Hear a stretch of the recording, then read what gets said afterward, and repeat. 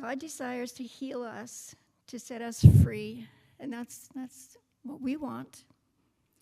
But since this requires an entire transformation, a renewing of our whole nature, we must yield ourselves wholly to him.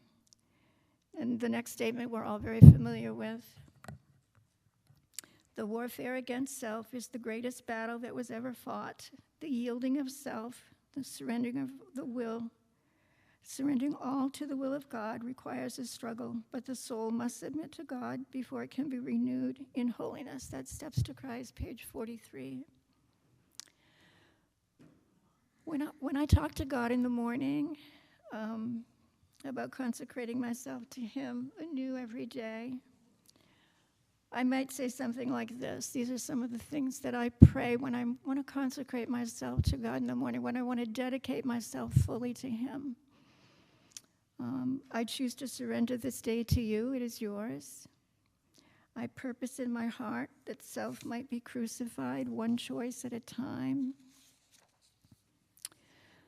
I surrender all of my filthiness, all of my idols, all of my brokenness on the altar to you for healing. I ask that you will do the pruning, the refining, the heart surgery that I so desperately need and want.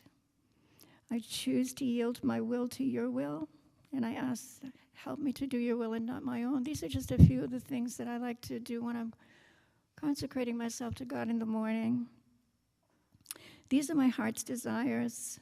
When I'm on my knees and I say these things to God, I mean them. But I also realize that at this point, they're just words. You know, that hour of prayer in the morning is just such a safe place. And I mean those words, and I tell God, but this is not where the battle is on my knees in the morning. My battle is when I'm on my feet, starting my day. When I start my day, it's time to put my words into actions. Every day is an opportunity to live out